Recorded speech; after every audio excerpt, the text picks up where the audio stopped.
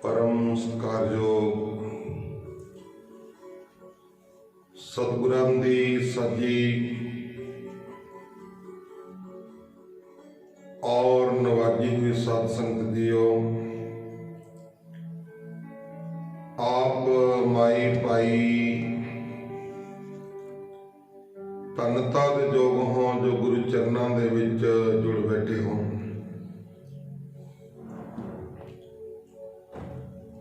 सो अज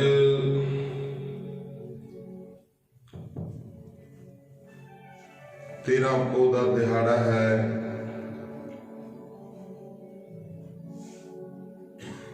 गुरु इतिहास दियां विचारां कई दिनों तो लगातार चलदियां आ रही ने।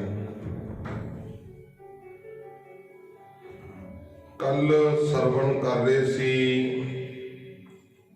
गुरु साहिब जी नूं ये चिट्ठी लिख के भीम चंद ने दूजे पहाड़ी राजियां राजा सुकेत जसवाल कोटकीए नूं चिट्ठी लिखी आ कि आपो अपनी फौज लैके सेती आनंदपुर साहिब पहुंचना है, मेरे पास पहुंचो। ये साडी तुहाडी सारियां दी जित दा सवाल है।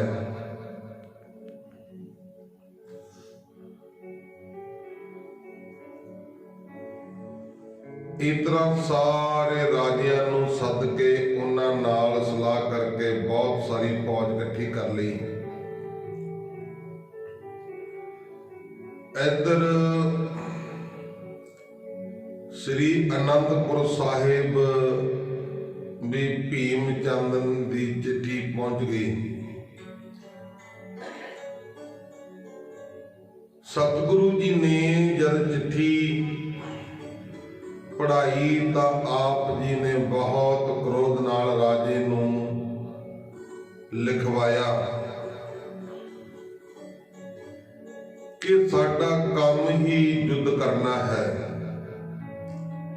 असी तेरी उड़ीक विच हां, तेरे मन की इच्छा असी जंग विच पूरी करांगे। महाराज जी कहते आ जा, कहते कोई नहीं, तेरी इच्छा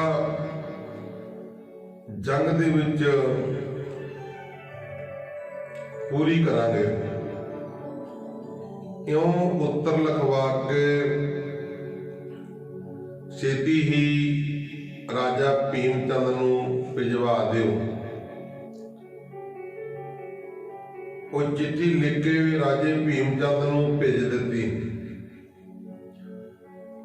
दीवान नंद चंद ते होर सलाहकारां नूं सद के जंग की ब्योंत बना के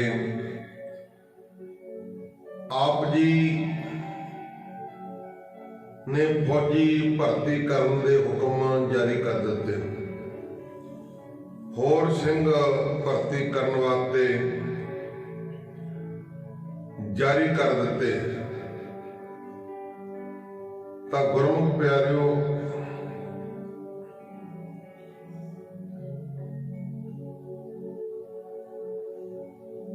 और आनंदपुर साहिब विच इकट्ठे होने शुरू हो गए। सतगुरु जी दे हुक्मनामे सुन के सैकड़े ही नौजवान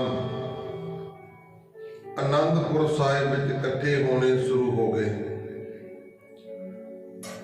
सब दे हुलिये जान पछाण लिखे गए हथियार ते गोली सिक्के आदक सातर बनने जोरा सुरा नाल आरंभ हो गए। सिले पाले सांग तुबका तीर ते कमाना भी बहुत बन लग पईयां। इसे तरह सतगुरु जी जंगी समान की तैयारी विच दिन रात लग पे। तां गुरमुख प्यारिओ, दूजे पासे पहाड़ी राजे भी मिल के मता पकाया ਅਤੇ ਜਿਹੜੇ ਭੀਮ ਚੰਦ ਦੀ ਚਿੱਠੀ ਦਾ ਉੱਤਰ ਸਤਿਗੁਰੂ ਜੀ ਵੱਲੋਂ ਗਿਆ ਸੀ ਉਹ ਵੀ ਸਾਰਿਆਂ ਨੂੰ ਸੁਣਾਇਆ। ਕਿਰਪਾਲ ਚੰਦ ਕੋਟਚੀਏ ਨੇ ਸਾਰੀ ਸਭਾ ਵਿੱਚ ਵਿਚਾਰ ਕਰਕੇ ਕਿਹਾ ਕਿ ਗੁਰੂ ਤਾਂ ਲੜਨ ਮਰਨ ਨੂੰ ਤਿਆਰ ਹਨ, ਜਿਨ੍ਹਾਂ ਨੇ ਪਹਿਲਾਂ ਸਾਡੇ ਪੁਰੋਹਿਤ ਅਤੇ ਰਾਜਾ ਕੇਸਰੀ ਚੰਦ ਨੂੰ ਨਿਰਭੈ ਹੋ ਕੇ ਮਾਰਿਆ ਤੇ ਦਬਕਾਇਆ ਹੈ, ਅਤੇ ਹੁਣ ਜੋ ਚਿੱਠੀ ਲਿਖੀ ਹੈ ਉਹ ਸਭ ਨੇ ਪੜ੍ਹ ਸੁਣ ਲਈ ਹੈ। ਇਸ ਤੋਂ ਵੀ ਉਹਨਾਂ ਦੀ ਨਿਰਭੈਤਾ ਦਾ ਪਤਾ ਲੱਗਦਾ ਹੈ। ਗੁਰੂ ਜੀ ਨੇ ਫੌਜ ਵੀ ਬਹੁਤ ਇਕੱਠੀ ਕੀਤੀ ਹੋਈ ਹੈ ਅਤੇ ਆਪ ਵੀ ਬੜੇ ਯੋਧੇ ਹਨ। ਜੇ ਅਸਾਂ ਹੁਣ ਉਹਨਾਂ ਤੇ ਚੜ੍ਹਾਈ ਕਰ ਦਿੱਤੀ ਤਾਂ ਬਹੁਤ ਘਮਸਾਨ ਦਾ ਜੰਗ ਛਿੜ ਜਾਏਗਾ। ਪਰ ਇੱਧਰ ਸਾਡੇ ਘਰ ਲੜਕੇ ਦੀ ਸ਼ਾਦੀ ਦਾ ਕਾਰਜ ਹੈ। ਜੇ ਅਸੀਂ ਲੜਾਈ ਵਿੱਚ ਰੁੱਝ ਗਏ ਤਾਂ ਸ਼ਾਦੀ ਦੀ ਖੁਸ਼ੀ ਵਿੱਚ ਵਿਘਨ ਪੈ ਜਾਵੇਗਾ। ਇਸ ਕਰਕੇ ਇਸ ਵੇਲੇ ਜੰਗ ਛੇੜਨਾ ਠੀਕ ਨਹੀਂ ਹੈ। ਪਰ ਜੇ ਜੰਗ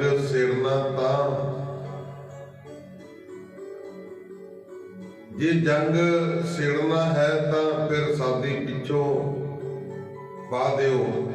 ਦੋਹਾਂ ਵਿੱਚੋਂ ਇੱਕ ਕੰਮ ਕਰ ਲਓ। ਜਾਂ ਤਾਂ ਜੇ ਜੰਗ ਕਰਨਾ ਹੈ ਤਾਂ ਸ਼ਾਦੀ ਵਿਆਹ ਦਾ ਜਿਹੜਾ ਹੈ ਕਾਰਜ ਉਹ ਅੱਗੇ ਪਿੱਛੇ ਕਰ ਦਿਓ। ਜੇ ਵਿਆਹ ਕਰਨਾ ਹੈ ਤਾਂ ਜੰਗ ਫਿਰ ਬਾਅਦ ਦੇ ਵਿੱਚ ਕਰਾਂਗੇ। ਭੀਮ ਚੰਦ ਦਾ ਮੰਤਰੀ ਵੀ ਬੋਲਿਆ। ਉਸਨੇ ਕਿਹਾ ਕਿ ਤੁਸੀਂ ਗੁਰੂ ਜੀ ਨਾਲ ਨਾਹਕ ਹੀ ਬੈਰ ਛਿੜ ਲਿਆ ਹੈ। ਭੀਮ ਚੰਦ ਦਾ ਵਜ਼ੀਰ ਕਹਿੰਦਾ ਐਵੇਂ ਤੁਸੀਂ ਗੁਰੂ ਦੇ ਨਾਲ ਬੈਰ ਛਿੜ ਲਿਆ ਹੈ। ਲੜਾਈ ਵਿੱਚ ਜਿੱਤ ਹਾਰ ਦਾ ਪਤਾ ਨਹੀਂ ਹੁੰਦਾ, ਕਿੰਨੀ ਹੋ ਜਾਵੇ ਤੇ ਕਿਸ ਨੂੰ ਹਾਰ ਹੋਵੇ। ਵਿਆਹ ਦੇ ਸ਼ੁਭ ਉਤਸਵ ਵਿੱਚ ਕੋਈ ਲੜਾਈ ਝਗੜਾ ਨਾ ਛੇੜੋ। ਜੇ ਭਲਾ ਚਾਹੁੰਦੇ ਹੋ ਤਾਂ ਪਹਿਲਾਂ ਵਿਆਹ ਕਰ ਲਵੋ ਤੇ ਫਿਰ ਜੰਗ ਕਰਨ ਦੀ ਸੋਚਣਾ। ਵਜ਼ੀਰ ਦੀ ਇਹ ਗੱਲ ਸੁਣ ਕੇ ਭੀਮ ਚੰਦ ਨੂੰ ਕੋਈ ਗੱਲ ਨਾ ਆਉੜੀ, ਚੁੱਪ ਕਰ ਰਿਹਾ। ਇਸ ਤਰ੍ਹਾਂ ਕੋਈ ਫੈਸਲਾ ਕੀਤੇ ਤੋਂ ਬਿਨਾਂ ਇਹ ਸਾਰੇ ਉੱਠ ਕੇ ਆਪੋ ਆਪਣੇ ਡੇਰਿਆਂ ਨੂੰ ਚਲੇ ਗਏ। ਜਦ ਭੀਮ ਚੰਦ ਮਹਿਲਾਂ ਵਿੱਚ ਗਿਆ ਤਾਂ ਰਾਣੀ ਨੇ ਆਖਿਆ ਕਿ ਜੇ ਤੁਸੀਂ ਮੇਰੀ ਗੱਲ ਮੰਨੋ ਤਾਂ ਪਹਿਲਾਂ ਪੁੱਤਰ ਦੀ ਸ਼ਾਦੀ ਦਾ ਕਾਰਜ ਕਰ ਲਵੋ। ਗੁਰੂ ਜੀ ਨਾਲ ਲੜਾਈ ਕਰਨ ਦਾ ਇਹ ਸਮਾਂ ਨਹੀਂ ਠੀਕ। ਭੀਮ ਚੰਦ ਨੇ ਸੋਚਿਆ ਕਿ ਇੱਧਰ ਸਿਆਣੇ ਮੈਨੂੰ ਲੜਾਈ ਕਰਨ ਤੋਂ ਰੋਕਦੇ ਹਨ ਅਤੇ ਉਧਰ ਗੁਰੂ ਜੀ ਟਾਕਰਾ ਕਰਨ ਵਾਸਤੇ ਤਿਆਰ ਬਰ ਤਿਆਰ ਹਨ। ਹੁਣ ਕੀ ਕਰਾਂ। ਦੂਸਰੇ ਦਿਨ ਫਿਰ ਸਭਾ ਲਗਾ ਕੇ ਰਾਜਾ ਭੀਮ ਚੰਦ ਨੇ ਸਾਰੇ ਪਹਾੜੀ ਰਾਜਿਆਂ ਨੂੰ ਸੱਦ ਕੇ ਆਪਣੀ ਚਿੰਤਾ ਦੱਸੀ ਕਿ ਜੇ ਲੜਾਈ ਨਾ ਕਰੀਏ ਤਾਂ ਨਾਮੋਸ਼ੀ ਆਵੇਗੀ, ਜੋ ਕਿਸੇ ਤਰ੍ਹਾਂ ਵੀ ਸਹਾਰਨੀ ਕਠਿਨ ਹੈ। ਗੁਰੂ ਸਾਡੇ ਰਾਜ ਵਿੱਚ ਵਸਦਾ ਹੈ, ਮਨ ਭਾਉਂਦੀਆਂ ਗੱਲਾਂ ਕਰਦਾ ਹੈ, ਖੇਤੀਆਂ ਉਜਾੜ ਦਿੰਦਾ ਹੈ, ਜੰਗਲ ਕੱਟ ਸੁੱਟਦਾ ਹੈ, ਹਾਥੀ ਆਦਿਕ ਹੋਰ ਚੀਜ਼ਾਂ ਅਸਾਂ ਵਿਆਹ ਸਮੇਂ ਮੰਗੀਆਂ ਤਾਂ ਉਹ ਦੇਣੀਆਂ ਤਾਂ ਕਿਤੇ ਰਹੀਆਂ। ਜਿਹੜੇ ਆਦਮੀ ਅਸਾਂ ਇਸ ਕੰਮ ਵਾਸਤੇ ਭੇਜੇ ਸਨ ਉਹਨਾਂ ਦੀ ਬਹੁਤ ਨਰਾਦਰੀ ਕਰਕੇ ਅਨੰਦਪੁਰ ਤੋਂ ਕੱਢ ਦਿੱਤਾ ਸੀ। ਉਹਨਾਂ ਦੀ ਨਰਾਦਰੀ ਕਰਕੇ ਅਨੰਦਪੁਰ ਸਾਹਿਬ ਦੇ ਵਿੱਚੋਂ ਕੱਢ ਦਿੱਤਾ। ਐਸੀਆਂ ਗੱਲਾਂ ਸੁਣ ਕੇ ਮੇਰੀ ਛਾਤੀ ਸੜਦੀ ਹੈ, ਚਿੰਤਾ ਵਿੱਚ ਹੀ ਦਿਨ ਬੀਤਦਾ ਹੈ ਅਤੇ ਰਾਤ ਨੂੰ ਨੀਂਦ ਨਹੀਂ ਪੈਂਦੀ। ਕਿਰਪਾਲ ਚੰਦ ਕੋਟਚੀ ਰਾਜੇ ਨੇ ਕਿਹਾ, ਗੁਰੂ ਜੀ ਨਾਲ ਇਸ ਵੇਲੇ ਲੜਾਈ ਕਰਨੀ ਠੀਕ ਨਹੀਂ ਹੈ। ਫਤਿਹ ਸ਼ਾਹ ਦੇ ਘਰ ਵਿਆਹ ਸਮੇਂ ਰਾਜੇ ਤੇ ਸੰਬੰਧੀ ਇਕੱਠੇ ਹੋਣਗੇ ਤਾਂ ਫਿਰ ਮਿਲ ਕੇ ਕਿਸ ਤਰ੍ਹਾਂ ਸਲਾਹ ਹੋਵੇਗੀ ਕਰਾਂਗੇ। ਕਿਰਪਾਲ ਚੰਦ ਦੀ ਇਸ ਸਲਾਹ ਨੂੰ ਸਾਰੇ ਰਾਜਿਆਂ ਨੇ ਸਲਾਹਿਆ ਅਤੇ ਕਿਹਾ ਕਿ ਇਹ ਚੰਗੀ ਨੀਤੀ ਹੈ, ਇਸ ਤਰ੍ਹਾਂ ਹੀ ਕਰਨਾ ਚਾਹੀਦਾ ਹੈ। ਭੀਮ ਚੰਦ ਨੇ ਸਾਰਿਆਂ ਦੇ ਆਖੇ ਲੱਗ ਕੇ ਗੁਰੂ ਜੀ ਨਾਲ ਜੰਗ ਕਰਨ ਦਾ ਵਿਚਾਰ ਛੱਡ ਦਿੱਤਾ ਅਤੇ ਵਿਆਹ ਦੀ ਤਿਆਰੀ ਵਿੱਚ ਲੱਗ ਗਿਆ।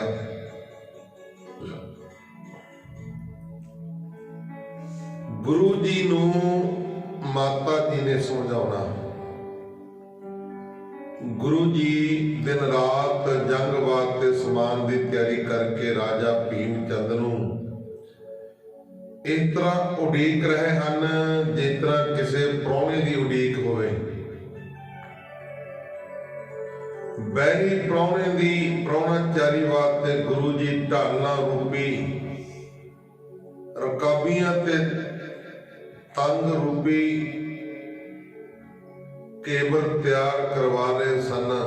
ਗੋਲੀਆਂ ਰੂਪੀ ਸ਼ੱਕਰ ਪਾਰਿਆਂ ਨੂੰ ਬੰਦੂਕਾਂ ਦੀਆਂ ਕਰਸੀਆਂ ਨਾਲ ਸਿਆਣੇ ਰਸੋਈਏ ਰੂਪੀ ਯੋਧੇ ਝਟਪਟ ਹੀ ਵਰਤਾਨਗੇ। ਵੱਡੇ ਖਬਰੇ ਤੀਰਾਂ ਤੇ ਜ਼ਿਲ੍ਹੇ ਬਣ ਰਹੇ ਹਨ। ਬੈਰੀ ਪ੍ਰਾਹੁਣਿਆਂ ਨੂੰ ਇਸ ਭੋਜਨ ਨਾਲ ਤ੍ਰਿਪਤ ਕਰਨ ਵਾਸਤੇ ਗੁਰੂ ਜੀ ਬਹੁਤ ਉਤਾਵਲੇ ਹੋ ਰਹੇ ਹਨ ਕਿ ਕਦੋਂ ਭੀਮ ਚੰਦ ਆਏਗਾ। ਤਾਂ ਗੁਰਮੁਖ ਪਿਆਰਿਓ, ਗੁਰੂ ਉਡੀਕ ਰਿਹਾ ਵੀ ਕਦੋਂ ਆਉਣ, ਕਦੋਂ ਇਹਨਾਂ ਦੇ ਦੰਦ ਖੱਟੇ ਕਰੀਏ। ਚਿੱਠੀ ਗਈ ਨੂੰ 5 ਦਿਨ ਬੀਤ ਗਏ, ਪਰ ਜਦੋਂ ਕੋਈ ਬੈਰੀ ਨਾ ਆਇਆ ਤਾਂ ਸਤਿਗੁਰੂ ਜੀ ਨੇ ਹਾਥੀ ਘੋੜਿਆਂ ਉੱਤੇ ਸਵਾਰ ਹੋ ਕੇ ਪੈਦਲ ਸੈਨਾ ਨਾਲ ਰਣਜੀਤ ਨਗਾਰਾ ਵਜਾਉਂਦੇ ਹੋਏ ਸ਼ਿਕਾਰ ਖੇਡਣ ਵਾਸਤੇ ਪਹਾੜੀ ਜੰਗਲ ਵਿੱਚ ਜਾ ਕੇ ਤੋਪਾਂ ਤੇ ਬੰਦੂਕਾਂ ਦੀ ਗੂੰਜ ਇਸ ਤਰ੍ਹਾਂ ਪਾ ਦਿੱਤੀ ਜਿਵੇਂ ਜੰਗ ਮੱਚਿਆ ਹੁੰਦਾ, ਜਿਵੇਂ ਜੰਗ ਸ਼ੁਰੂ ਹੋ ਗਿਆ ਹੁੰਦਾ। ਕਿਸੇ ਰੋਕ ਟੋਕ ਤੋਂ ਬਿਨਾਂ ਗੁਰੂ ਜੀ ਸਾਰਾ ਦਿਨ ਸ਼ਿਕਾਰ ਖੇਡ ਕੇ ਸੰਧਿਆ ਦੇ ਸਮੇਂ ਨਗਾਰਾ ਵਜਾਉਂਦੇ ਹੋਏ ਵਾਪਸ ਅਨੰਦਪੁਰ ਸਾਹਿਬ ਆ ਗਏ। ਇਸ ਸਭ ਨਿਰਭੈਤਾ ਅਤੇ ਖੜਕੇ ਤੜਕੇ ਵਾਲੇ ਕੌਤਕ ਵੇਖ ਕੇ ਮਸੰਦ ਬੜੇ ਡਰੇ ਤੇ ਮਾਤਾ ਗੁਜਰੀ ਜੀ ਪਾਸ ਜਾ ਕੇ ਬੇਨਤੀ ਕੀਤੀ ਕਿ ਮਾਤਾ ਜੀ, ਇਹਨਾਂ ਨੂੰ ਤੁਸੀਂ ਕਿਉਂ ਨਹੀਂ ਸਮਝਾਉਂਦੇ? ਬੇਅਰਥ ਬੈਰ ਪਾਉਂਦੇ ਹਨ।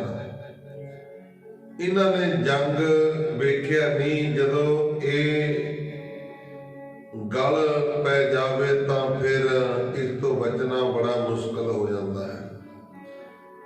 ਇਹਨਾਂ ਨੇ ਰਾਜਾ ਭੀਮ ਚੰਦ ਦੇ ਆਦਮੀਆਂ ਦੀ ਬੜੀ ਬੇਇੱਜ਼ਤੀ ਕੀਤੀ।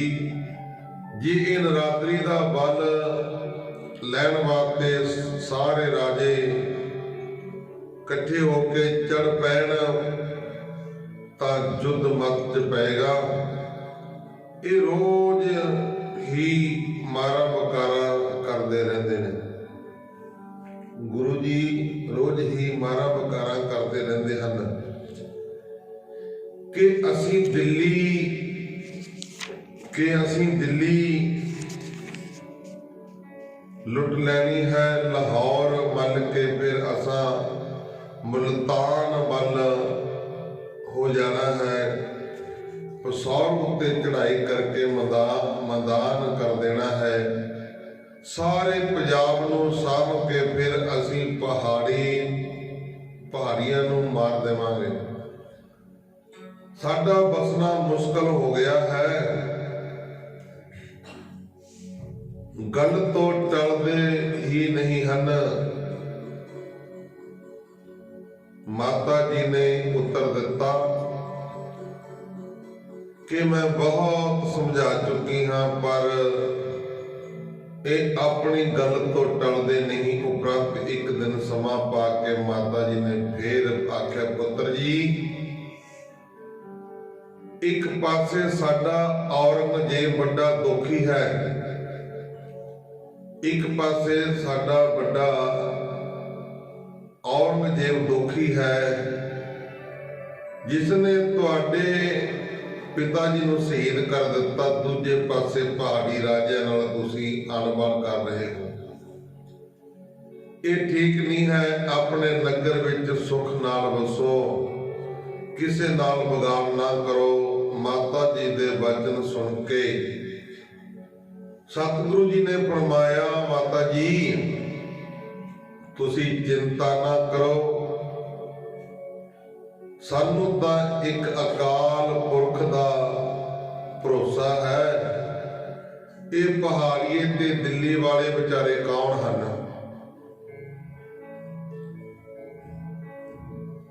असां इन्हां दीयां जड़ां पुट देणियां हन। भीम चंद अभिमानी है, वो बड़ा अभिमानी है। वो सानू डर पा के हाथी लेना चाहता है। वो सानू डर पा के हाथी लेना चाहता है।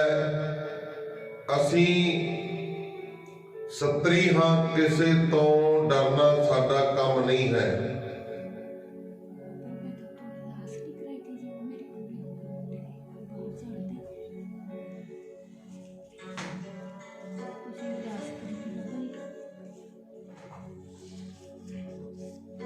गुरमुख प्यारिओ, महाराज जी कहते असी सतरी हाँ, किसे तो डरना साडा काम नहीं है। जंग तो डरना कायरां दा काम है हुंदा है। जोधा सदा युद्ध ही नूं ही चाहुंदा है। पहाड़ीए ते झूठे कायर हन, ते उधर भीम चंद अपने लड़के दी शादी विच लगा होया, ब्याह की तैयारी कर रहा है। नाहन दे राजे दा वजीर गुरु जी पास आया। नाहन एक खबर सारे पहाड़ियां विच फैल गई कि गुरु जी ते भीम चंद दा आपस दे विच विरोध वध गया है। नाहन दे राजा मेदनी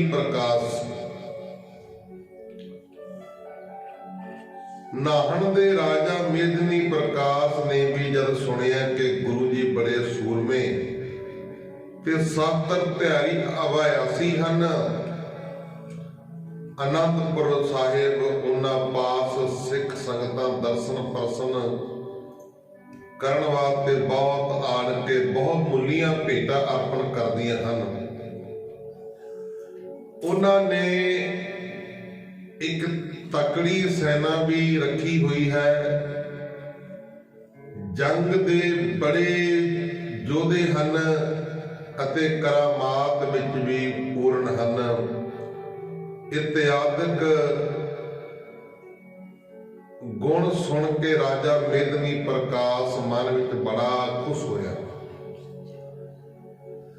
राजे मेदनी प्रकाश ने विचारिया कि जे गुरु जी नाल मेरा मिलाप हो जाए तां मेरे सारे काम ठीक हो जाणगे।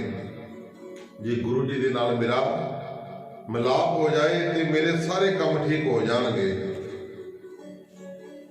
ਰਾਜੇ ਨੇ ਆਪਣੇ ਵਜ਼ੀਰ ਨਾਲ ਸਲਾਹ ਕੀਤੀ ਕਿ ਸ੍ਰੀ ਗੁਰੂ ਗੋਬਿੰਦ ਸਿੰਘ ਜੀ ਨੂੰ ਆਪਣੇ ਨਗਰ ਅਨੰਦਪੁਰ ਰਾਜਾ ਭੀਮ ਚੰਦ ਦੇ ਰਾਜ ਵਿੱਚ ਰਹਿੰਦੇ ਹਨ, ਪਰ ਦੋਹਾਂ ਦੀ ਆਪਸ ਦੇ ਵਿੱਚ ਅਣਬਣ ਹੈ, ਜਿਸ ਕਰਕੇ ਕਿਸੇ ਵੇਲੇ ਵੀ ਇਹਨਾਂ ਦੀ ਲੜਾਈ ਛਿੜ ਪੈਣ ਦੀ ਸੰਭਾਵਨਾ ਹੈ। ਅਸੀਂ ਉਹਨਾਂ ਨੂੰ ਬੇਨਤੀ ਕਰਕੇ ਆਪਣੇ ਰਾਜ ਵਿੱਚ ਲੈ ਆਈਏ ਤਾਂ ਬਹੁਤ ਚੰਗਾ ਹੋਵੇਗਾ। ਇਹ ਸਲਾਹ ਕਰਕੇ ਰਾਜਾ ਨਾਹਣ ਨੇ ਆਪਣੇ ਇੱਕ ਵਜ਼ੀਰ ਨੂੰ ਗੁਰੂ ਜੀ ਪਾਸ ਭੇਜ ਦਿੱਤਾ ਤੇ ਬੇਨਤੀ ਕੀਤੀ ਕਿ ਮੇਰੇ ਰਾਜ ਦਾ ਪਹਾੜੀ ਇਲਾਕਾ ਤੇ ਜਮਨਾ ਦਾ ਕਿਨਾਰਾ ਬੜਾ ਸੁੰਦਰ ਤੇ ਰਮਣੀਕ ਹੈ। ਇਹ ਨਾਹਣ ਕਿੱਧਰ ਆ ਗਿਆ ਪਤਾ? ਤਾਂ ਗੁਰਮੁਖ ਪਿਆਰਿਓ, ਇਹ ਪਹਾੜੀਆਂ ਦੇ ਵਿੱਚ ਆ ਗਿਆ ਨਾਹਣ। ਬੜਾ ਹੀ ਇਹ ਸੁੰਦਰ ਇਲਾਕਾ ਹੈ। ਜੇ ਤੁਸੀਂ ਆਪਣਾ ਨਿਵਾਸ ਇੱਥੇ ਰੱਖ ਲਵੋ ਤਾਂ ਮੈਂ ਆਪਣੇ ਧਨ ਭਾਗ ਸਮਝਾਂਗਾ। ਜਦ ਇਹ ਚਿੱਠੀ ਸਤਿਗੁਰੂ ਜੀ ਨੇ ਇਹ ਚਿੱਠੀ ਪੜ੍ਹ ਕੇ ਦੀਵਾਨ ਚੰਦ ਅਤੇ ਸੰਗੋ ਸਾਹ ਤੇ ਮਾਮਾ ਕਿਰਪਾਲ ਚੰਦ ਜੀ ਦੇ ਨਾਲ ਸਲਾਹ ਕੀਤੀ ਤਾਂ ਸਭ ਨੇ ਰਾਜੇ ਦੀ ਬੇਨਤੀ ਨੂੰ ਪ੍ਰਵਾਨ ਕਰ ਲੈਣ ਵਾਸਤੇ ਕਿਹਾ ਕਿ ਮਾਤਾ ਜੀ ਪਾਸੋਂ ਇਹਦੀ ਪ੍ਰੋੜਤਾ ਕਰ ਦਿੱਤੀ। ਤਾਂ ਮਾਤਾ ਜੀ ਨੇ ਕਿਹਾ, ਸੁਣ ਬੇਟਾ, ਮਾਤਾ ਜੀ ਦਾ ਕਹਿਣਾ ਤਾਂ ਪਹਿਲਾਂ ਹੀ ਅਵਤਾਰਾਂ ਨੇ ਵੀ ਨਹੀਂ ਮੋੜਿਆ। ਜਿਵੇਂ ਸ੍ਰੀ ਭਗਵਾਨ ਰਾਮਚੰਦਰ ਜੀ ਨੇ, ਫਿਰ ਸ੍ਰੀ ਕ੍ਰਿਸ਼ਨ ਭਗਵਾਨ ਨੇ ਵੀ ਆਪਣੀਆਂ ਮਾਤਾਵਾਂ ਦੀ ਆਗਿਆ ਨਹੀਂ ਮੋੜੀ।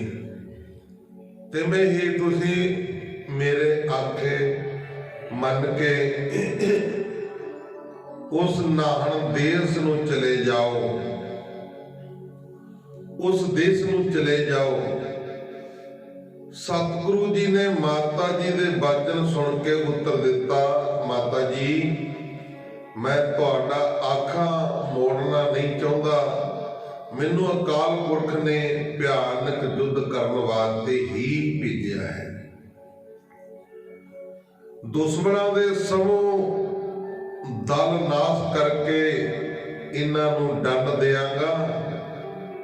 ਸਾਧ ਪੁਣੇ ਨੂੰ ਕੋਈ ਨਹੀਂ ਮੰਨਦਾ, ਪਰ ਪੁਰਸ਼ਾਰਥ ਨੂੰ ਹੀ ਜਗਤ ਮੰਨਦਾ ਹੈ। ਜੇ ਅਸੀਂ ਦੁਸ਼ਮਣ ਤੋਂ ਡਰਨ ਲੱਗੀਏ ਤਾਂ ਫਿਰ ਸਾਡਾ ਰਹਿਣਾ ਕਿੱਥੇ ਹੋਵੇਗਾ। ਮੈਂ ਸਤਰੀ ਦਾ ਪੁੱਤਰ ਹਾਂ ਤੇ ਰਣ ਕਰਨਾ, ਯੁੱਧ ਕਰਨਾ ਮੇਰਾ ਧਰਮ ਹੈ। ਮੈਂ ਇਸ ਨੂੰ ਸ਼ੁਭ ਕਰਮ ਨੂੰ ਨਹੀਂ ਛੱਡ ਸਕਦਾ। ਪਰ ਹੁਣ ਤੁਹਾਡਾ ਵਚਨ ਮੰਨ ਕੇ ਮੈਂ ਕੱਲ ਹੀ ਸਵੇਰੇ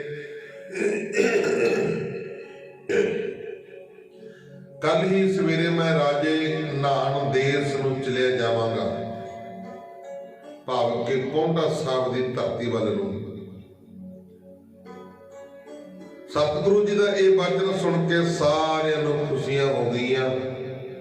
ਉਪਰੰਤ ਗੁਰੂ ਜੀ ਨੇ ਦੀਵਾਨ ਆਨੰਦ ਚੰਦ ਨੂੰ ਹੁਕਮ ਦਿੱਤਾ ਕਿ ਸਮਾਨ ਆਦਿਕ ਤਿਆਰੀਆਂ ਕਰਨ ਵਾਸਤੇ ਸਭ ਨੂੰ ਖਬਰ ਦਿਓ।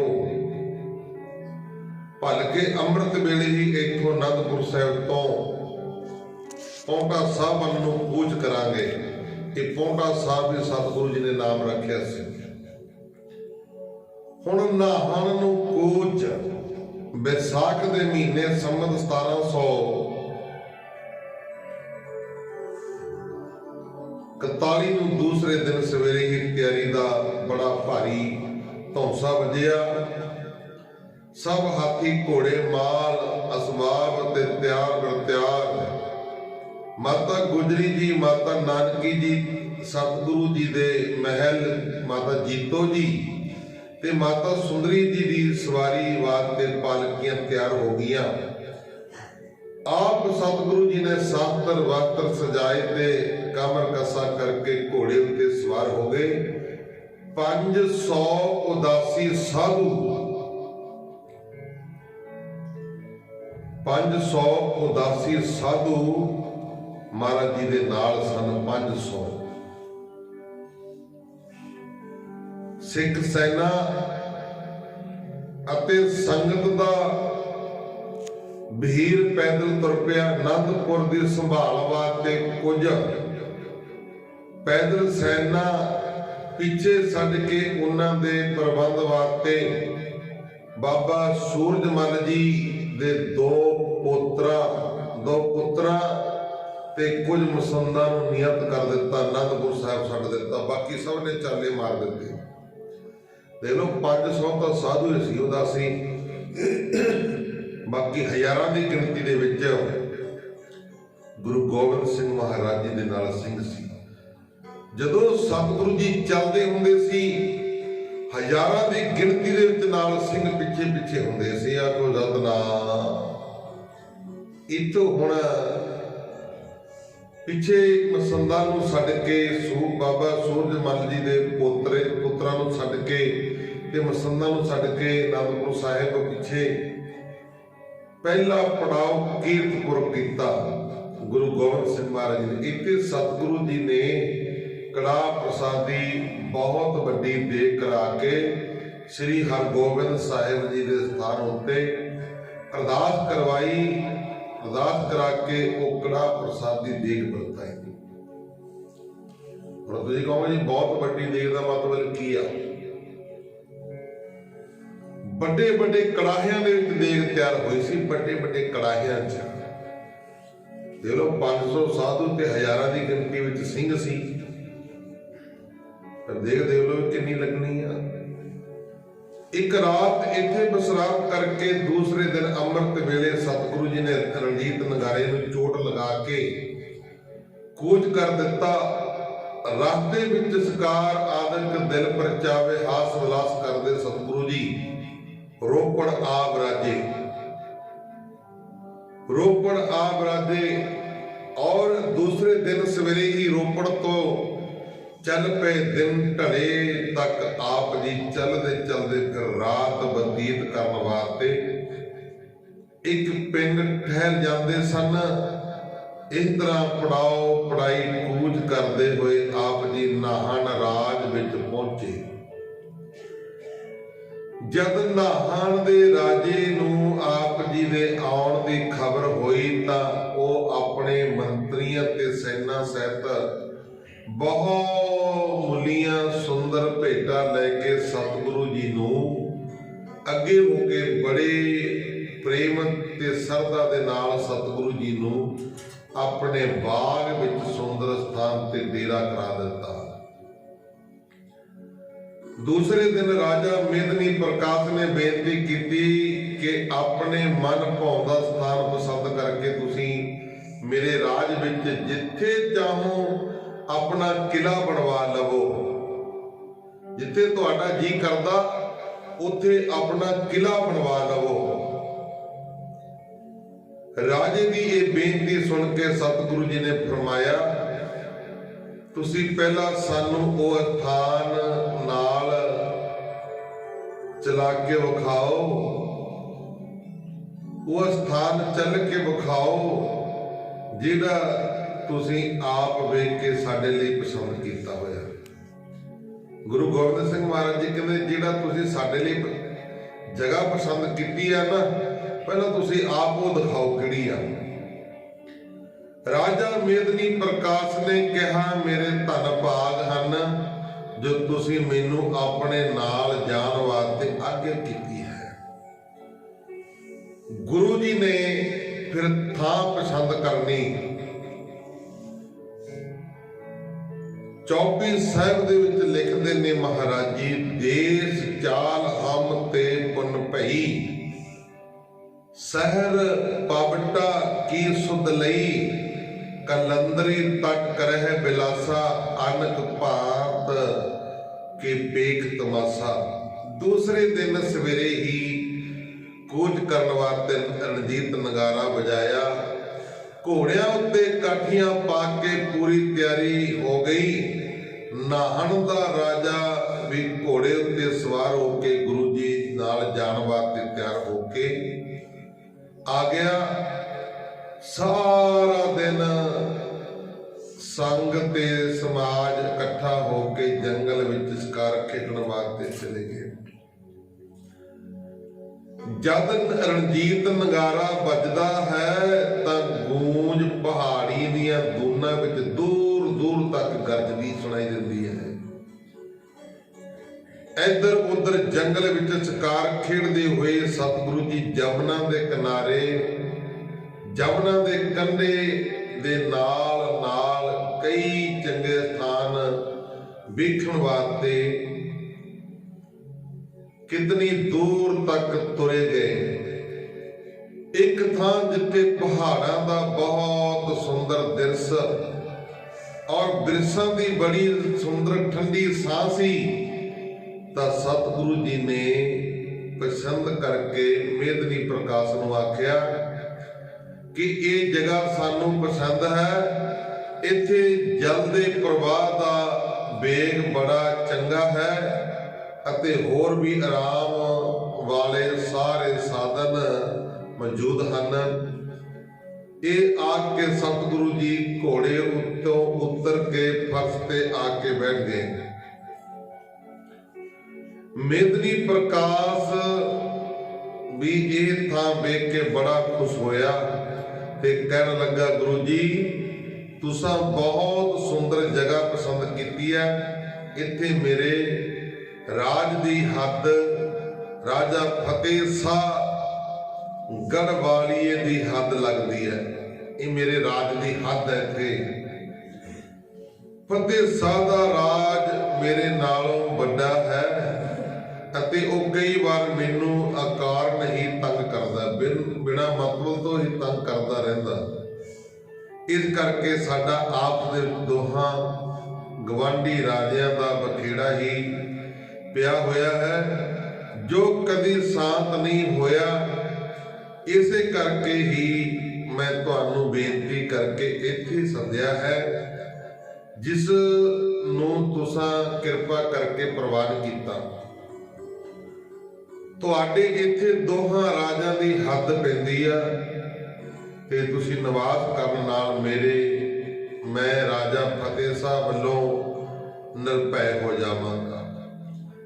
राजे दी ये गल सुन के सतगुरु जी ने फरमाया, एक साडे इत्थे बैठिया तेरे सामने कोई नहीं होवेगा, तू हुण निश्चिंत रहो, किसी दा डर मन विच ना रखना। इस तरह सतगुरु जी राजे नाल गल्लां कर ही रहे सन कि पिछों दूसरे साथी भी पहुंच गए। सब ने आपो अपनी थां डेरा कर लिया। एक पासे घोड़ियां दी कतार बन दिते, दूसरे पासे सुंदर जगह उत्ते सुंदर चाननी लगा लई। कड़ातां तन गईयां ते हेठां फर्श गलीचे हो गए। ये सब कुछ वेख के राजा मेदनी प्रकाश बड़ा प्रसन्न होया ते आग्या लैके अपने नगर नाहन नूं चलिया गया। दूसरे दिन जब फिर मेदनी प्रकाश दर्शन करन आया तां सतगुरु जी ने कहा, हे राजा, जोधियां दा बसना शेरा वांगू हुंदा है। महाराज जी कहंदे राजे नूं कहंदे जोधियां दा बसना शेरा वांगू हुंदा है। इन्हां बाते रखिया दी थां कोई किला बनना चाहिए है, कोई किला बनना चाहिए है जिस नाल बैरियां नूं डर होवे ते जोधियां नूं जित दी आस होवे। राजा नाहन ने हाथ जोड़ के बेनती की कि आप जी हुक्म करो, हुक्म अनुसार ही मैं सेती ही मसाला मजदूर कारीगर इकट्ठे करके ਅਤੇ ਆਪਣੀ ਸਾਰੀ ਪ੍ਰਜਾ ਨੂੰ ਸੱਦ ਕੇ ਕਿਲੇ ਦੀ ਤਿਆਰੀ ਉੱਤੇ ਲਾ ਦਿੰਦਾ ਹਾਂ। ਸਤਿਗੁਰੂ ਜੀ ਨੇ ਕਿਹਾ, ਹਾਂ ਤੂੰ ਵੀ ਆਪਣਾ ਸਾਰਾ ਸਮਾਨ ਇਕੱਠਾ ਕਰ ਤੇ ਅਸੀਂ ਵੀ ਆਪਣੀ ਸੈਨਾ ਦੇ ਯੋਧੇ ਉਹਨਾਂ ਦੇ ਨਾਲ ਲਾ ਦਿਆਂਗੇ। ਇਸ ਤਰ੍ਹਾਂ ਕਿਲਾ ਛੇਤੀ ਹੀ ਤਿਆਰ ਕਰਵਾ ਲਿਆ ਅਤੇ ਫਿਰ ਕਿਸੇ ਦੁਸ਼ਮਣ ਦਾ ਡਰ ਨਹੀਂ ਰਹੇਗਾ। ਸੰਗੋ ਦੁਸ਼ਮਣ ਸਾਡੇ ਪਾਸੋਂ ਡਰਨ ਲੱਗ ਪਵੇਗਾ। ਹੁਣ ਕਿਲਾ ਬਣਨਾ ਇਸ ਤਰ੍ਹਾਂ ਪੂਰੀ ਸਲਾਹ ਕਰਕੇ ਬਹੁਤ ਕਾਰੀਗਰ ਮਜ਼ਦੂਰ ਪ੍ਰਜਾ ਦੇ ਲੋਕ ਅਤੇ ਸੈਨਿਕ ਇਕੱਠੇ ਹੋ ਕੇ ਕਿਲੇ ਦੀ ਤਿਆਰੀ ਕਰਨ ਲੱਗ ਪਏ। ਸਤਿਗੁਰੂ ਜੀ ਨੇ ਕਿਲੇ ਦੀ ਨੀਂਹ ਰੱਖਣ ਸਮੇਂ 100 ਰੁਪਏ ਦਾ ਕੜਾ ਪ੍ਰਸਾਦ ਤਿਆਰ ਕਰਵਾਇਆ। ਤਿਆਰ ਕਰਕੇ ਅਰਦਾਸ ਕੀਤੀ ਤੇ ਆਖਿਆ, हे ਗੁਰੂ ਨਾਨਕ ਦੇਵ ਜੀ ਮਹਾਰਾਜ, ਦਾਸ ਜਮਨਾ ਦੇ ਕਿਨਾਰੇ ਕਿਲਾ ਬਣਾਉਣ ਲੱਗਾ ਹੈ। ਆਪ ਜੀ ਨੇ ਸਦਾ ਸਹਾਈ ਹੋਵਣਾ, ਵਿਘਨਾਂ ਨੂੰ ਨਾਸ਼ ਕਰਨਾ। ਉਪਰੰਤ ਕੜਾ ਪ੍ਰਸਾਦ ਵਰਤਾ ਕੇ ਗੁਰੂ ਜੀ ਨੇ ਆਪਣੇ ਹੱਥ ਨਾਲ ਨੀਂਹ ਪੱਥਰ ਰੱਖ ਕੇ ਕਾਰੀਗਰਾਂ ਨੂੰ ਉਸਦੀ ਸਾਰੀ ਵਿਉਂਤ ਸਮਝਾ ਦਿੱਤੀ ਕਿ ਐਡਾ ਲੰਮਾ ਚੌੜਾ ਤੇ ਇਸ ਤਰ੍ਹਾਂ ਮੋਰਚਾ ਕਿਲਾ ਬਣਵਾਉਣਾ ਹੈ। ਇਸ ਵਿਉਂਤ ਅਨੁਸਾਰ ਹੀ ਕਾਰੀਗਰਾਂ ਨੇ ਕੰਮ ਆਰੰਭ ਕਰ ਦਿੱਤਾ। ਹਜ਼ਾਰਾਂ ਮਰਦ, ਹਜ਼ਾਰਾਂ ਇਸਤਰੀਆਂ ਇਸ ਵਿੱਚ ਕੰਮ ਵਿੱਚ ਹਿੱਸਾ ਲੈਣ ਵਾਸਤੇ ਦੂਰ ਦੂਰ ਤੋਂ ਆਉਣ ਲੱਗ ਪਏ। ਇਸ ਤਰ੍ਹਾਂ ਜੰਗਲ ਵਿੱਚ ਮੰਗਲ ਬਣਿਆ ਵੇਖ ਕੇ ਗੁਰੂ ਜੀ ਬੜੇ ਪ੍ਰਸੰਨ ਹੁੰਦੇ। ਕੋਈ ਪੱਥਰ ਪੁੱਟਦਾ ਹੈ, ਕੋਈ ਚੁੱਕ ਕੇ ਲਿਆਉਂਦਾ ਹੈ, ਕੋਈ ਗਾਰਾ ਕਰਦਾ ਹੈ, ਕੋਈ ਲਿਆਉਂਦਾ ਹੈ। ਕਾਰੀਗਰ ਉਸ ਨੂੰ ਥਾਂ ਪਰ ਥਾਂ ਲਾ ਕੇ ਕੋਟ ਦੀ ਉਸਾਰੀ ਕਰ ਰਹੇ ਹਨ। ਇਸ ਤਰ੍ਹਾਂ ਬਹੁਤ ਆਦਮੀਆਂ ਦੇ ਮਿਲ ਕੇ ਕੰਮ ਕਰਨ ਨਾਲ ਬਹੁਤ ਰੌਲਾ ਮਚ ਗਿਆ ਤੇ ਬੜਾ ਗੱਲਾਂ ਬਾਤਾਂ ਕਰਦੇ ਨੇ, ਖੁਸ਼ੀਆਂ ਭਰੇ ਵਚਨ ਗੱਲਾਂ ਬਾਤਾਂ ਆਪਸ ਦੇ ਵਿੱਚ ਕਰਦੇ ਨੇ ਕਿ ਜਿਵੇਂ ਰਾਮਚੰਦਰ ਦੇ ਪੱਥਰ ਰੱਖ ਕੇ ਪੁਲ ਬਣਾਉਣ ਸਮੇਂ ਕੰਮ ਕਰਨ ਵਾਲਿਆਂ ਦਾ ਰੌਲਾ ਪੈਂਦਾ ਹੈ। ਦੀਵਾਨ ਚੰਦ ਅਤੇ ਸੰਗੋ ਸਾਹ ਆਦਿਕ ਪੰਜੇ ਭਰਾਤਾ ਪਾਸ ਖੜੇ ਹੋ ਕੇ ਇਸ ਕਾਰ ਦੀ ਦੇਖਭਾਲ ਕਰ ਰਹੇ ਨੇ। ਸਤਿਗੁਰੂ ਜੀ ਸਵੇਰੇ ਸ਼ਾਮ ਕਾਰ ਹੋਈ ਨੂੰ ਵੇਖ ਕੇ, ਭਾਵ ਕਿ ਕੰਮ ਹੋਏ ਨੂੰ ਵੇਖ ਕੇ ਬੜੇ ਖੁਸ਼ ਹੁੰਦੇ ਤੇ ਪ੍ਰਸ਼ੰਸਾ ਕਰਦੇ। ਦਿਨ ਰਾਤ ਗੁਰੂ ਜੀ ਬਹੁਤ ਦੇਗ ਚਲਦੀ ਅਤੇ ਜਿਸ ਨੂੰ ਸਭ ਕੋਈ ਮਨ ਭਾਉਂਦਾ ਸਕ ਕੇ ਬੜਾ ਖੁਸ਼ ਹੁੰਦਾ। ਇਸੇ ਤਰ੍ਹਾਂ ਜੁੜ ਕੇ ਕੰਮ ਕਰਨ ਨਾਲ 12 ਦਿਨਾਂ ਵਿੱਚ ਕਿਲਾ ਤਿਆਰ ਹੋ ਗਿਆ। 12 ਦਿਨਾਂ ਦੇ ਵਿੱਚ ਸਤਿਗੁਰੂ ਜੀ ਨੇ ਰਾਜਾ ਮੇਦਨੀ ਪ੍ਰਕਾਸ਼ ਨੂੰ ਕਿਹਾ, ਹੁਣ ਤੈਨੂੰ ਤਦ ਤੱਕ ਕੋਈ ਨਹੀਂ ਡਰ ਹੈ ਜਦ ਤੱਕ ਅਸੀਂ ਇੱਥੇ ਬੈਠੇ ਹਾਂ। ਹੁਣ ਐਸਾ ਕੋਈ ਬਲੀ ਨਹੀਂ ਜਿਹੜਾ ਤੇਰੇ ਵੱਲ ਅੱਖ ਉੱਚੀ ਕਰਕੇ ਵੇਖ ਸਕੇ। ਜਿਹੜਾ ਵੀ ਚੜ ਕੇ ਆਏਗਾ ਉਹ ਆਪਣੇ ਮੌਤ ਨਾਲ ਲੈ ਕੇ ਆਏਗਾ। ਚਿੰਤਾ ਨਾ ਕਰੀ, ਹੁਣ ਬੇਫਿਕਰ ਹੋ ਜਾ। ਮਹਾਰਾਜ ਜੀ ਕਹਿੰਦੇ ਅਸੀਂ ਆ ਗਏ ਆ, ਚਿੰਤਾ ਨਾ ਕਰ। ਰਾਜੇ ਨੇ ਬੇਨਤੀ ਕੀਤੀ ਕਿ ਆਪ ਜੀ ਦੀ ਬੜੀ ਕਿਰਪਾ ਹੋਈ ਜੋ ਸਰਹੱਦ ਉੱਤੇ ਕਿਲਾ ਉਸਾਰ ਕੇ ਮੇਰੀ ਚਿੰਤਾ ਦੂਰ ਕਰ ਦਿੱਤੀ। ਉਪਰੰਤ ਕੁਝ ਦਿਨ ਰਾਜਾ ਗੁਰੂ ਜੀ ਨਾਲ ਜੰਗਲ ਵਿੱਚ ਸ਼ਿਕਾਰ ਆਦਿਕ ਖੇਡ ਕੇ ਉਹਨਾਂ ਦੀ ਪ੍ਰਸੰਨਤਾ ਲੈ ਕੇ ਵਾਪਸ ਨਗਰ ਨਾਨ ਨੂੰ ਵਾਪਸ ਚਲਿਆ ਗਿਆ। ਜਦ ਨੇੜੇ ਤੇੜੇ ਦੇ ਲੋਕਾਂ ਨੂੰ ਪਤਾ ਲੱਗਿਆ ਕਿ ਗੁਰੂ ਗੋਬਿੰਦ ਸਿੰਘ ਜੀ ਨੇ ਇੱਥੇ ਨਿਵਾਸ ਕਰ ਲਿਆ ਤਾਂ ਬਹੁਤ ਲੋਕ ਆਪ ਜੀ ਦੇ ਦਰਸ਼ਨਾਂ ਵਾਸਤੇ ਆਉਣ ਲੱਗ ਪਏ। ਉਹਨਾਂ ਵਿੱਚੋਂ ਭਾਵੇਂ ਕੋਈ ਹਿੰਦੂ ਹੋਵੇ, ਭਾਵੇਂ ਕੋਈ ਮੁਸਲਮਾਨ ਹੋਵੇ, ਜੋ ਵੀ ਸ਼ਸਤਰਧਾਰੀ ਆਪ ਜੀ ਦੀ ਸੈਨਾ ਵਿੱਚ ਭਰਤੀ ਹੋਣਾ ਚਾਹੁੰਦਾ ਹੈ, ਚਾਹੇ ਉਸ ਨੂੰ ਹੀ ਰੱਖ ਲੈਂਦੇ। ਇਸ ਤਰ੍ਹਾਂ ਆਪ ਜੀ ਪਾਸ ਬਹੁਤ ਯੋਧਿਆਂ ਦੀ ਸੈਨਾ ਤਿਆਰ ਹੋ ਗਈ। ਇਹਨਾਂ ਯੋਧਿਆਂ ਦੇ ਨਾਲ ਗੁਰੂ ਜੀ ਰੋਜ਼ ਜੰਗਲ ਵਿੱਚ ਸ਼ਿਕਾਰ ਕਰਨ ਤੇ ਹੋਰ ਸੂਰਮਗਤੀ ਦੀਆਂ ਖੇਡਾਂ ਕਰਨ ਜਾਂਦੇ ਤੇ ਜੰਗਲ ਦਾ ਅਭਿਆਸ ਕਰਦੇ। ਕੋਈ ਚੰਗਾ ਜਵਾਨ, ਚੰਗਾ ਸਾਦਰ ਤੇ ਚੰਗਾ ਘੋੜਾ ਵੀ ਆਪ ਜੀ ਪਾਸ ਆਉਂਦਾ, ਉਸ ਨੂੰ ਗੁਰੂ ਜੀ ਧਨ ਦੇ ਕੇ ਆਪਣੇ ਪਾਸ ਰੱਖ ਲੈਂਦੇ।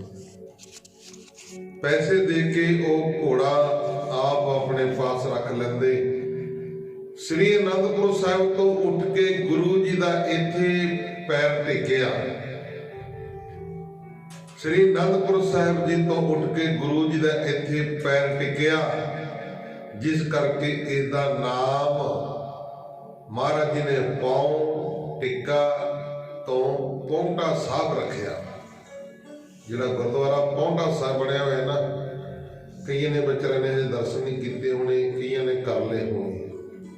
ਕੋਈ ਨਹੀਂ, ਠੰਡ ਜੀ ਲੰਘਣ ਦਿਓ, ਫਿਰ ਜਿੰਨਾ ਵੀ ਇਹ ਪਹਾੜੀ ਇਲਾਕਾ ਪੌਂਟਾ ਸਾਹਿਬ, ਨਾਹਨ, ਹੋਰ ਜਿੰਨੇ ਵੀ ਗੁਰਦੁਆਰੇ ਗੁਰੂ ਗੋਬਿੰਦ ਸਿੰਘ ਮਹਾਰਾਜ ਜਿਹੜਾ ਇਤਿਹਾਸ ਨਾਲ ਹੈ, ਜਿੱਧਰ ਨੂੰ ਗਏ, ਸਮਾਂ ਆਇਆ ਜ਼ਰੂਰ ਤੁਹਾਨੂੰ ਸਾਰੇ ਦਰਸ਼ਨ ਕਰਵਾ ਕੇ ਲੈ ਕੇ ਆਵਾਂਗੇ।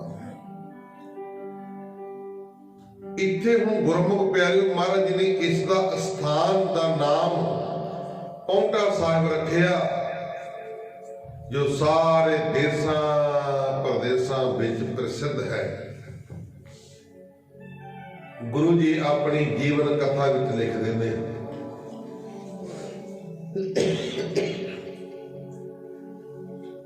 ਗੁਰੂ ਜੀ ਆਪਣੀ ਜੀਵਨ ਕਥਾ ਦੇ ਵਿੱਚ ਲਿਖਦੇ ਨੇ, ਚੌਪਈ ਦੇਸ਼ ਚਾਲ ਹਮ ਤੇ ਪੁੰਨ ਭਈ, ਸਹਿਰ ਪਵਟਾ ਕੀ ਸੁਧ ਲਈ, ਕਲੰਦਰੀ ਤਟ ਕਰੇ ਬਲਾਸਾ, ਅਨਕ ਭਾਂਤ ਕੇ ਪੇਖ ਤਮਾਸਾ। ਇੱਥੇ ਇਹ ਗੱਲ ਵੀ ਦੱਸਣਯੋਗ ਹੈ ਕਿ ਰਾਜਾ ਮੇਦਨੀ ਪ੍ਰਕਾਸ਼ ਨੇ ਸਤਿਗੁਰੂ ਜੀ ਨੂੰ ਆਪਣੇ ਰਾਜ ਵਿੱਚ ਉਚੇਚਾ ਸੱਦ ਕੇ ਨਿਵਾਸ ਕਿਉਂ ਕਰਵਾਇਆ। ਸੋ ਗੱਲ ਇਸ ਤਰ੍ਹਾਂ ਸੀ ਕਿ ਰਾਜਾ ਮੇਦਨੀ ਪ੍ਰਕਾਸ਼ ਨਾਹਨ ਪਤੀ ਤੇ ਰਾਜਾ ਫਤਿਹ ਸਾਹ ਸ੍ਰੀ ਨਗਰ ਗੜਵਾਲੀਆ ਪਤੀ ਦੇ ਰਾਜਾ ਦੀ ਹੱਦ ਮਿਲਦੀ ਸੀ, ਜਿਸ ਕਰਕੇ ਦੋਹਾਂ ਦਾ ਕੋਈ ਨਾ ਕੋਈ ਝਗੜਾ ਛਿੜਿਆ ਰਹਿੰਦਾ ਸੀ। ਇਸ ਝਗੜੇ ਦੇ ਕਾਰਨ ਰਾਜਾ ਨਾਹਨ ਸਦਾ ਫਤਿਹ ਸਾਹ ਦੇ ਦੁਬੇਲੇ ਹੀ ਰਹਿੰਦਾ ਸੀ, ਕਿਉਂਕਿ ਨਾਹਨ ਰਾਜ ਨਾਲੋਂ ਫਤਿਹ ਸਾਹ ਦਾ ਰਾਜ ਵੱਡਾ ਸੀ। ਉਸ ਪਾਸ ਸੈਨਾ ਬਹੁਤ ਸੀ ਅਤੇ ਇਸ ਤੋਂ ਉਪਰੰਤ ਬਾਬਾ ਰਾਮ ਰਾਏ ਕਰਾਮਾਤ ਵਿੱਚ ਪ੍ਰਸਿੱਧ ਸਨ। ਇਹ ਜਿਹੜਾ ਬਾਬਾ ਰਾਮ ਰਾਏ ਸੀ ਨਾ, ਇਹਦੇ ਕੋਲ ਕਰਾਮਾਤਾਂ ਬੜੀਆਂ ਸਨ। ਇੱਕ ਦਫਾ ਗੱਡੇ ਦੇ ਉੱਤੇ ਚੜ ਗਿਆ ਬਾਬਾ ਰਾਮ ਰਾਏ, ਗੱਡੇ ਦੇ ਉੱਤੇ ਖੜਿਆ, ਐ ਚੜ ਕੇ ਖੜ ਗਿਆ, ਬਿਨਾਂ ਬਦਲ ਤੋਂ ਗੱਡਾ ਖੜਿਆ ਸੀ। ਗੱਡੇ ਨੂੰ ਕਹਿੰਦਾ, ਚੱਲ ਬਈ ਚੱਲ ਪਾਗਰਾ, ਤੁਸੀਂ ਯਕੀਨ ਨਹੀਂ ਮੰਨਣਾ, ਇਤਿਹਾਸ ਦੱਸਦਾ ਗੱਡਾ ਬਿਨਾਂ ਬਲਦਾਂ ਤੋਂ ਚੱਲ ਪਿਆ ਸੀ। ਆਖੋ ਸਤਨਾਮ, ਕਿਹੜੀਆਂ ਕਰਾਮਾਤਾਂ ਸੀ। ਇਸ ਤੋਂ ਉਪਰੰਤ ਬਾਬਾ ਰਾਮ ਰਾਏ ਕਰਾਮਾਤ ਵਿੱਚ ਪ੍ਰਸਿੱਧ ਸਨ ਅਤੇ ਔਰੰਗਜ਼ੇਬ ਉਹਨਾਂ ਦੀ ਮੰਨਦਾ ਸੀ। ਉਹਦੇ ਰਾਜ ਵਿੱਚ ਹੀ ਦੇਹਰਾਦੂਨ ਰਹਿੰਦੇ ਸਨ। ਇਹਨਾਂ ਦੀ ਸਹਾਇਤਾ ਵੀ ਫਤਿਹ ਸਾਹ ਨੂੰ ਪ੍ਰਾਪਤ ਸੀ।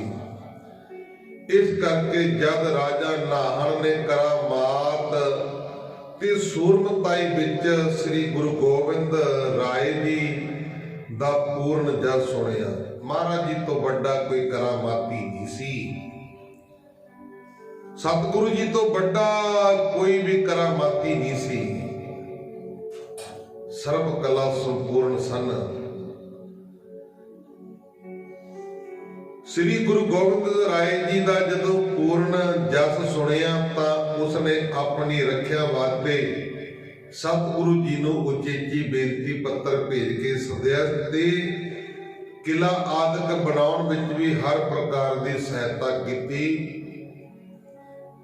ਰਾਜਾ ਮੇਦਨੀ ਪ੍ਰਕਾਸ਼ ਨੇ ਤਾਂ ਗੁਰਮੁਖ ਪਿਆਰਿਓ, ਆਓ ਇੱਥੋਂ ਇਤਿਹਾਸ ਕਰਿਓ ਕੱਲ ਨੂੰ ਸਰਵਣ। ਗੁਰਬਾਣੀ ਪੜ੍ਹਦੇ ਸੁਣਦਿਆਂ ਕੋਲੋਂ ਇੱਕ ਨਹੀਂ ਅਨੇਕਾਂ ਹੀ ਪ੍ਰਕਾਰ ਦੀ ਗਲਤੀਆਂ ਭੁੱਲਾਂ ਚੁੱਕਾ ਹੋ ਜਾਂਦੀਆਂ ਨੇ। ਸੰਗਤਾਂ ਸਤਿਗੁਰੂ ਜੀ ਬਖਸ਼ਣਹਾਰ ਹਨ। ਇੱਥੇ ਗੁਰਮੁਖ ਪਿਆਰੇ ਪਾਉਂਟਾ ਸਾਹਿਬ ਦੀ ਧਰਤੀ ਤੇ ਇਹ ਇਲਾਕੇ ਦੇ ਵਿੱਚ ਨਾਹਣ ਦੇ ਵਿੱਚ ਸਤਿਗੁਰੂ ਜੀ ਨੇ ਸ਼ਿਕਾਰ ਖੇਡੇ। ਮੇਦਨੀ ਪ੍ਰਕਾਸ਼ ਕਹਿੰਦਾ ਇੱਕ ਸ਼ੇਰ ਆ, ਕਹਿੰਦਾ ਬਹੁਤ ਖਤਰਨਾਕ। ਮਹਾਰਾਜ ਜੀ ਕਹਿੰਦੇ ਤੂੰ ਦਿਖਾਤਾ ਸੀ ਕਿਹੜਾ ਖਤਰਨਾਕ ਆ। ਕਹਿੰਦਾ ਜੀ ਉਹ ਤੋਂ ਸਾਰੀ ਡਰਦੇ ਨੇ। ਮਹਾਰਾਜ ਜੀ ਕਹਿੰਦੇ ਕੋਈ ਨਹੀਂ, ਡਰ ਡਰ ਨਹੀਂ ਸਾਨੂੰ ਹੈਗਾ, ਦਿਖਾ ਕਿਹੜਾ।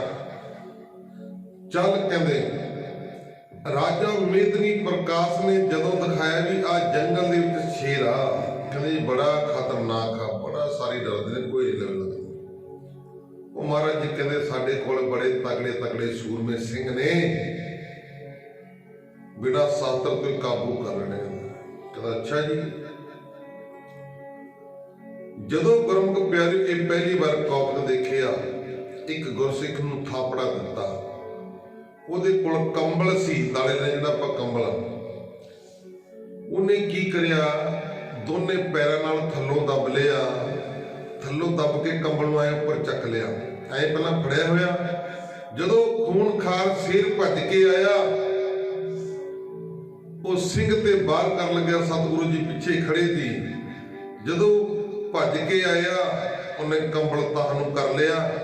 ਜਦੋਂ ਛਾਲ ਮਾਰਨ ਲੱਗਾ, ਕੰਬਲ ਦੇ ਵਿੱਚ ਹੀ ਸਿੰਘ ਨੇ ਲਪੇਟ ਲਿਆ। ਕੋ ਸਤਨਾਮ, ਡੰਡੇ ਦੇ ਨਾਲ ਹੀ ਸ਼ੇਰ ਕੁੱਟ ਲਿਆ। ਲੈ ਮੇਦਨੀ ਪ੍ਰਕਾਸ਼ ਹੈਰਾਨ ਰਹਿ ਗਿਆ, ਕਹਿੰਦਾ ਜਿਹੜੇ ਇੰਨੇ ਸਿੰਘਾਂ ਦੇ ਵਿੱਚ ਪਾਵਰ ਆ, ਫਿਰ ਗੁਰੂ ਦੇ ਵਿੱਚ ਕਿੰਨੀ ਪਾਵਰ ਹੋਏਗੀ ਆ। ਕੋ ਸਤਨਾਮ।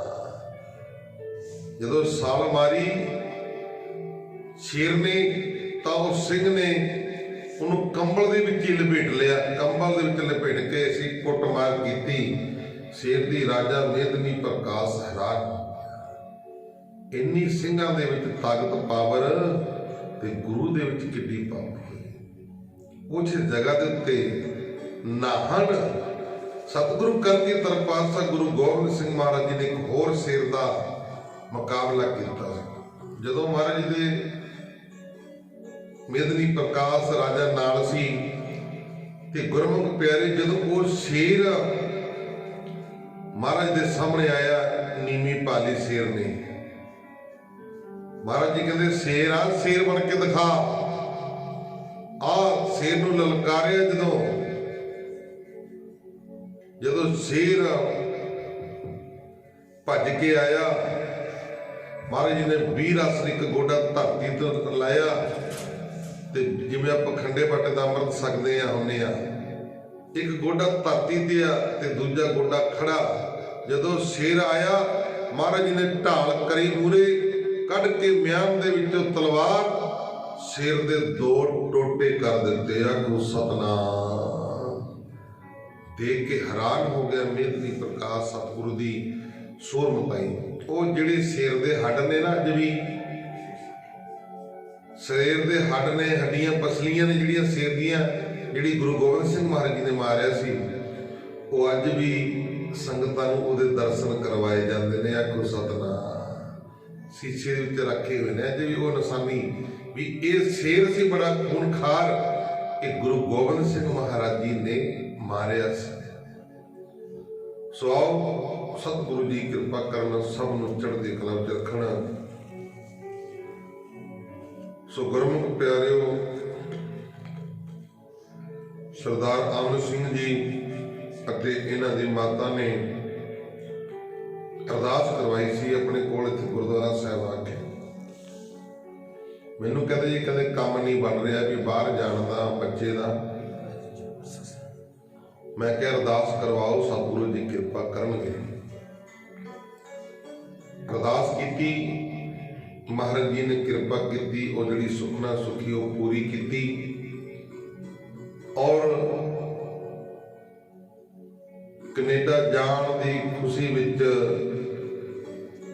ਦੇਗ ਲੈ ਕੇ ਆਏ ਨੇ ਔਰ ਮਹਾਰਾਜ ਦੇ ਅਰਦਾਸ ਬੇਨਤੀ ਪੂਰੀ ਕੀਤੀ। ਸਤਿਗੁਰੂ ਸੁਣਦਾ ਹੈ ਭਾਈ। ਬੜੀਆਂ ਇਸ ਤਰ੍ਹਾਂ ਦੀਆਂ ਅਰਦਾਸਾਂ ਬੇਨਤੀ ਜੋ ਆਪਾਂ ਇੱਥੇ ਕੀਤੀਆਂ ਮਹਾਰਾਜ ਦੇ ਚਰਨਾਂ ਦੇ ਵਿੱਚ, ਕਿਉਂਕਿ ਅਰਦਾਸ ਕਰਾਉਣ ਵਾਲੇ ਦੇ ਵਿੱਚ ਵੀ ਗੁਣ ਹੋਣੇ ਚਾਹੀਦੇ ਨੇ ਤੇ ਅਰਦਾਸ ਕਰਨ ਵਾਲੇ ਦੇ ਵਿੱਚ ਵੀ ਗੁਣ ਹੋਣੇ ਚਾਹੀਦੇ ਨੇ। ਉਹ ਬੜੀ ਜ਼ਰੂਰੀ ਨੇ। ਅਰਦਾਸ ਕਰਾਉਣ ਵਾਲਾ ਜਿਹੜਾ, ਉਹਦੇ ਵਿੱਚ ਸਰਧਾ ਭਾਵਨਾ ਅਟੁੱਟ ਵਿਸ਼ਵਾਸ ਹੋਣਾ ਜ਼ਰੂਰੀ ਹੈ ਤੇ ਜਿਹੜਾ ਅਰਦਾਸ ਕਰਨ ਵਾਲਾ ਉਹ ਸਤਿਗੁਰੂ ਜੀ ਨੂੰ ਹਾਜ਼ਰ ਨਾਜ਼ਰ ਸਮਝ ਕੇ, ਪ੍ਰਤੱਖ ਸਮਝ ਕੇ ਅਰਦਾਸ ਕਰੇਗਾ। ਮਹਾਰਾਜ ਜੀ ਕਹਿੰਦੇ ਪ੍ਰਭ ਪਾਸ ਜਨ ਕੀ ਅਰਦਾਸ। ਰੱਬ ਨੂੰ ਵੀ ਮੰਨਣਾ ਪੈ ਜਾਂਦਾ, ਕੀਤਾ ਅਰਦਾਸਾ ਸੰਤਾਂ ਦਾ। ਸੋ ਆਓ ਮਹਾਰਾਜ ਨੇ ਕਿਰਪਾ ਕੀਤੀ ਆ, ਪਰਿਵਾਰ ਦੀ ਅਰਦਾਸ ਆਪਾਂ ਹੁਣ ਗੁਰੂ ਦੇ ਚਰਨਾਂ ਦੇ ਵਿੱਚ ਕਰਾਂਗੇ। ਆਓ ਗੁਰਬਾਣੀ ਪੜ੍ਹਦੇ ਸੁਣਦਿਆਂ ਕੋਲੋਂ, ਗੁਰ ਦੀਆਂ ਵਿਚਾਰਾਂ ਕਰਦਿਆਂ ਕੋਲੋਂ ਇੱਕ ਨਹੀਂ ਨਿੱਕਾ ਹੀ ਪ੍ਰਕਾਰ ਦੀ ਗਲਤੀ ਭੁੱਲ ਚੁੱਕਾ ਹੋ ਜਾਂਦੇ ਨੇ। ਸੰਗਤਾਂ ਸਤਿਗੁਰੂ ਜੀ ਬਖਸ਼ਣਾ ਬੇਨਤੀ ਕਰਾਂਗਾ ਸਾਰੀ ਸੰਗਤ ਨੂੰ, ਜਿੰਨੀਆਂ ਵੀ ਮਾਈ ਭਾਈ ਬੈਠੇ ਹੋ। ਆਪਾਂ ਨੇ ਛੋਟੇ ਸਾਹਿਬਜ਼ਾਦਿਆਂ ਦੇ ਸ਼ਹੀਦੀ ਜੋੜ ਮੇਲੇ ਦੇ ਸੰਬੰਧ ਵਿੱਚ ਅੱਜ ਦਾ ਦਿਨ ਛੋਟੇ ਸਾਹਿਬਜ਼ਾਦੇ ਮਾਤਾ ਗੁਜਰ ਕੌਰ ਜੀ ਦੀ ਸ਼ਹੀਦੀ ਹੋਈ। ਉਹਨਾਂ ਦੀ ਸ਼ਹੀਦੀ ਦੇ ਸੰਬੰਧ ਵਿੱਚ ਸ੍ਰੀ ਸੁਖਮਨੀ ਸਾਹਿਬ ਜੀ ਦੇ ਪਾਠ ਆਰੰਭ ਹੋਣਗੇ। 8 ਵਜੇ 7:30 ਵਜੇ ਦੇ ਕਰੀਬ ਪਾਠ ਆਰੰਭ ਹੋਣਗੇ ਤੇ ਉਸ ਤੋਂ ਬਾਅਦ 2 ਘੰਟੇ ਕੀਰਤਨ, ਪੂਰਾ ਇਤਿਹਾਸ ਸਾਹਿਬਜ਼ਾਦਿਆਂ ਦੀ ਸ਼ਹੀਦੀ ਦਾ ਸੁਣਾਵਾਂਗੇ, ਵਿਚਾਰ ਕਰਾਂਗੇ। ਅੱਜ ਦਾ ਦਿਨ ਉਹਨਾਂ ਸਾਹਿਬਜ਼ਾਦਿਆਂ ਦੀ ਸ਼ਹੀਦੀ ਹੋਈ ਤਾਂ ਸਭ ਸੰਗਤਾਂ ਨੇ ਭਾਈ ਹਾਜ਼ਰੀ ਭਰਨੀ। ਇਹ ਨਾ ਹੋਵੇ ਕਿਤੇ ਮੈਂ ਇੱਥੇ ਇਕੱਲੀ ਬੈਠਾ ਰਹਾ, ਫਿਰ ਦੇਖੋ ਤੁਹਾਨੂੰ ਪਾਪ ਵੀ ਲੱਗੇਗਾ। ਅੱਜ ਦਾ ਦਿਨ ਸਾਹਿਬਜ਼ਾਦਿਆਂ ਦੀ ਸ਼ਹੀਦੀ ਦਾ, ਸਾਰੇ ਨਗਰ ਨੂੰ ਹੀ ਗੁਰਦੁਆਰਾ ਸਾਹਿਬ ਗੁਰੂ ਦੇ ਚਰਨਾਂ ਦੇ ਵਿੱਚ ਪਹੁੰਚਣਾ ਚਾਹੀਦਾ। ਮਹਾਰਾਜ ਜੀ ਦੇ ਨਾਲ ਦੁੱਖ ਸਾਂਝਾ ਕਰਨ ਵਾਸਤੇ ਪਹੁੰਚਣਾ। ਆਪਾਂ ਨੇ ਇਸੇ ਕਰਕੇ ਇਹ ਪ੍ਰੋਗਰਾਮ ਰੱਖਿਆ ਵੀ ਗੁਰੂ ਦੇ ਚਰਨਾਂ ਵਿੱਚ ਬੈਠੇ ਗੁਰੂ ਦੇ ਨਾਲ ਦੁੱਖ ਸੁੱਖ ਸਾਂਝਾ ਕਰੀਏ। ਧੰਨ ਸ੍ਰੀ ਗੁਰੂ ਗੋਬਿੰਦ ਸਿੰਘ ਮਹਾਰਾਜ ਜੀ ਹਾਜ਼ਰ ਨਾਜ਼ਰ ਨੇ, ਉਹ ਸਾਡੇ ਵਿੱਚ ਨੇ, ਉਹ ਪ੍ਰਤੱਖ ਨੇ। ਇਸ ਕਰਕੇ ਆਪਾਂ ਸਾਰਾ ਨਗਰ ਅੱਜ ਹਾਜ਼ਰੀ ਭਰਿਓ। 11:30 ਵਜੇ ਸਮਾਪਤੀ ਕਰਾਂਗੇ ਤੇ ਸਭ ਸੰਗਤਾਂ ਫਟਾਫਟ ਕੰਮ ਨਿਬੇੜ ਕੇ ਭਾਈ ਗੁਰਦੁਆਰਾ ਸਾਹਿਬ ਪਹੁੰਚਣ ਦੀ ਕਿਰਪਾਲਤਾ ਕਰਿਓ ਜੀ। ਲੋਕ ਸੁਖੀਏ ਪ੍ਰਲੋਕ ਸਹਿਲੇ, ਨਾਨਕ ਹਰ ਪ੍ਰਭ ਆਪੇ ਮਿਲੇ। ਸ਼ਲੋਕ ਪਵਨ ਗੁਰੂ ਪਾਣੀ ਪਿਤਾ, ਮਾਤਾ ਤਰਤ ਮਹਤ, ਦਿਵਸ ਰਾਤ ਦੋ ਦਾਈ ਦਾਇਆ, ਹਿਲ ਸਗਲ ਜਗਤ, ਜੰਗਿਆਈਆਂ ਬੁਰਿਆਈਆਂ, ਬਚੈ ਧਰਮ ਅਧੂਰ, ਕਰਮੀ ਆਪੋ ਆਪਣੀ, ਕੇ ਨੇੜੇ ਕੇ ਦੂਰ, ਜਿਨੀ ਨਾਮ ਤੇ ਆਇਆ, ਗਏ ਮਸਕਤ ਕਾਲ, ਨਾਨਕ ਤੇ ਮੁਖੇ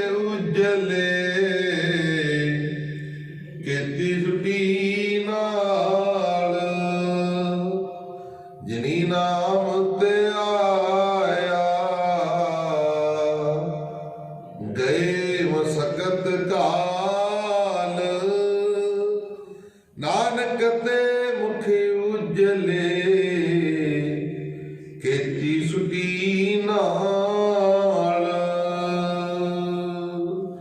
ਵਾਹਿਗੁਰੂ ਜੀ ਕਾ ਖਾਲਸਾ, ਵਾਹਿਗੁਰੂ ਜੀ ਕੀ